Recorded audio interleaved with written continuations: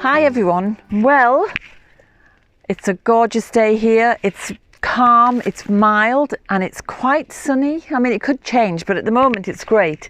I have a car full of plants that I got yesterday when I was in Galway, and I'll be planting these up later today. But for now, I'm heading to the greenhouse because I'm starting my spring sowing. So I'll be back for these when I get the potatoes chittered.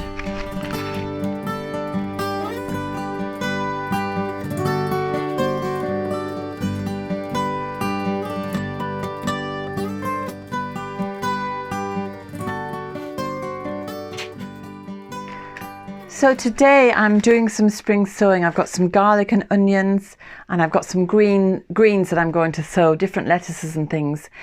And I'm talking to you today about all the books I've received over Christmas and that I've been reading recently, because I think they're lovely titles to pass on.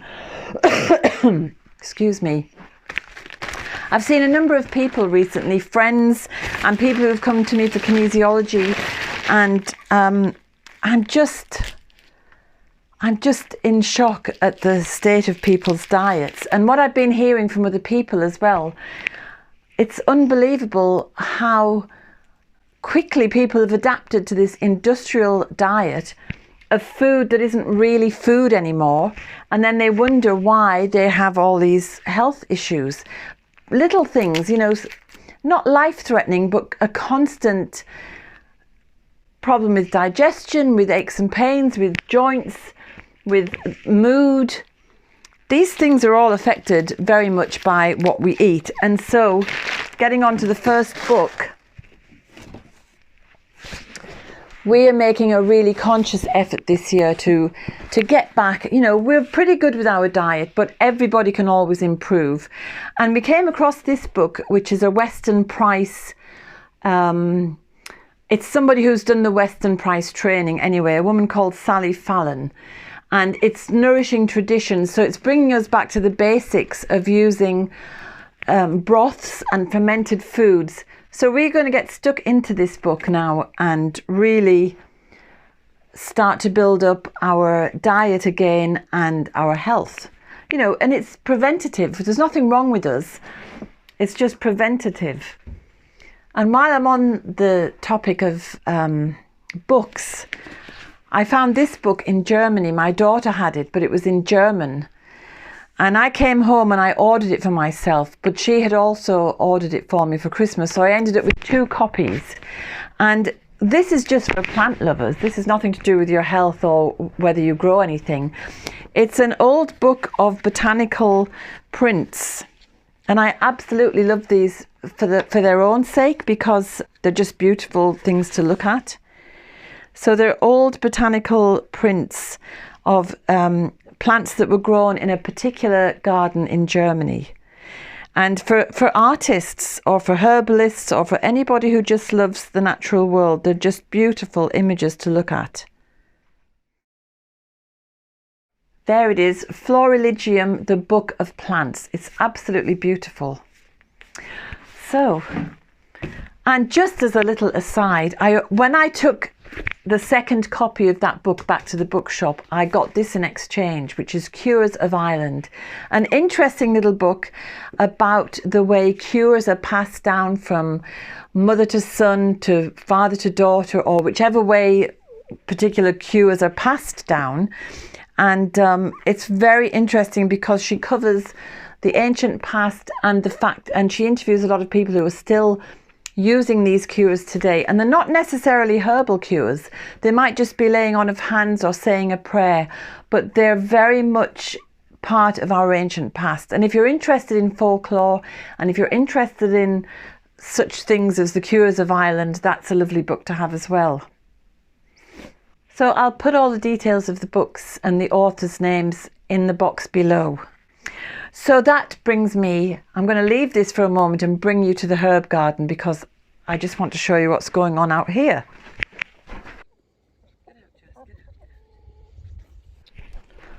Come on, shoo, shoo, shoo. Poop, poop, poop, poop, poop, poop. Shoo, shoo. Cheeky chickens. Oh. My little comfrey bed, they've gone and dug it up, those bloody chickens. So everything is coming back to life here in the herb garden as well. And I've just cut back the wormwood, and I have a few other things to cut back, and I've removed a hydrangea and put it elsewhere. And it's time for a really good weeding and see where there's some empty spaces to pop new plants in. So these are some of the books I've been looking at over this last year, and I thought I would share them with you. So this is a book by a herbalist from Northern Ireland and a herbalist from the Isle of Arran, just off the coast of Scotland. And it's less about making medicine, it's more about that. It's more about the spirit of healing in ancient Celtic medicine, in Celtic herbal medicine. So that is a lovely book to have, because it's bringing you into another realm and another way of viewing herbal medicine and how we can heal with what nature and the earth provide. And then this book, The Garden Apothecary, it's a lovely book for beginning herbalists or people who are just designing a herb garden and want to learn about how to use the herbs. So it's simple, it's straightforward. This girl is up in Northern Ireland as well, so it's a lovely book for any beginners. And then this book I got mid last year, I think, and it's really great if you're in the States, if you're in North America, because the writer explains how to build your garden. And if I don't understand your technique of zones, zone 1, 2, 3, 4, 5, 6, 7, 8. I don't know what all of that means, but it's something to do with bands of climate. And so she tells you what will grow in your zone, tells you how to grow, how to make compost. It's very much a gardening book as well as a book about herbal remedies. So again, it's great if you're just about to start off building a herb garden. And this book, which is a working herbal dispensary, is by an English woman, Lucy Jones. She's in the UK, so I feel more in tune with her because we have such a similar climate.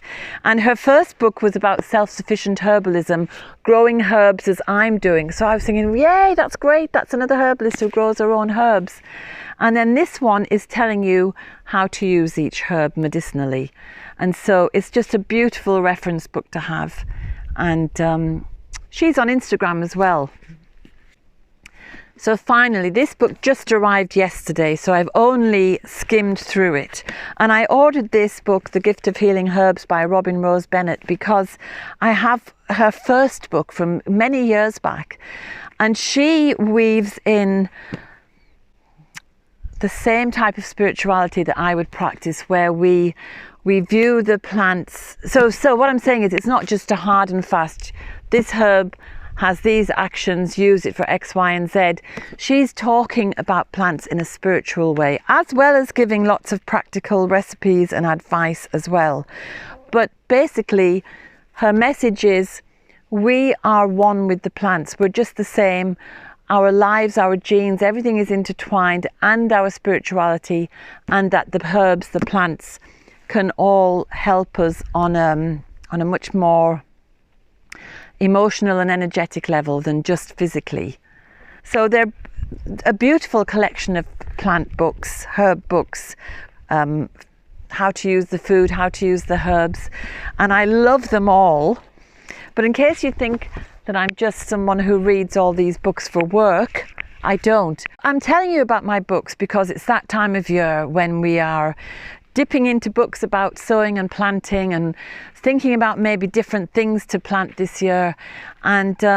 And for me, it's what I do. I grow my herbs and I make medicine. So that's very much my kind of working side. But I also love to read books for pleasure as well, whether they're factual or fictional. And I just think it's so interesting to see what people are reading. And I love to recommend books, and I love when people recommend books to me. And one of the books that I've just read for pleasure was recommended by one of my students. So I'll show you what it is.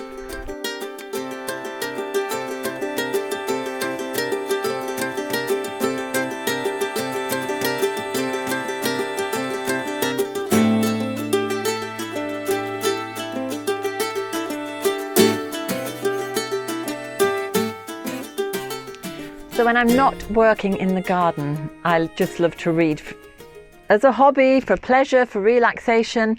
And I would have said up until last week that my two most favourite writers are Kate Atkinson and John Connolly. Now, I love John Connolly's Charlie Parker series. I think it's incredible.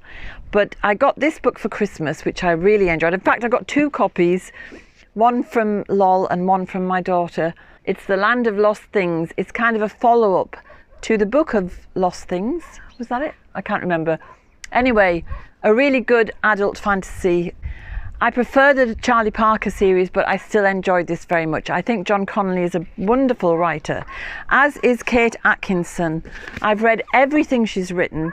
She's got such a distinctive sense of humour, even when she's ploughing through the darkest, most horrible aspects of human life. And these are the two books that I've read over Christmas.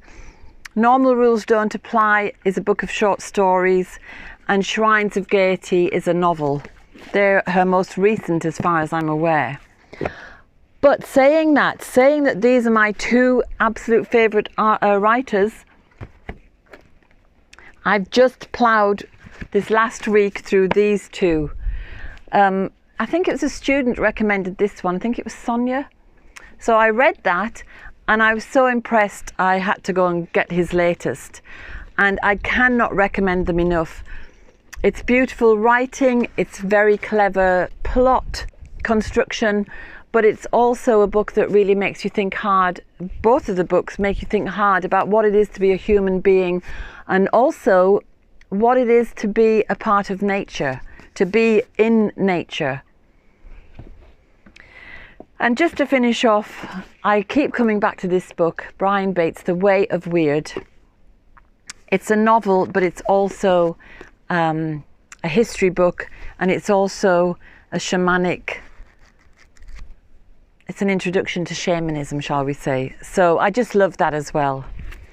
So I have to be careful when I'm sat with my cuppa and my biscuit that I don't get hooked into any of these books, because then I'll be lost for hours and hours and hours.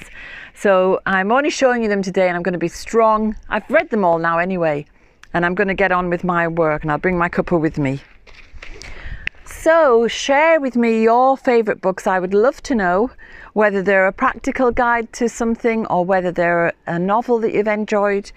I think all the books that I've shown you are incredibly uplifting and make you think about things. So I hope you'll look into them and maybe enjoy them yourselves. So back to the greenhouse, and I'll see you next week.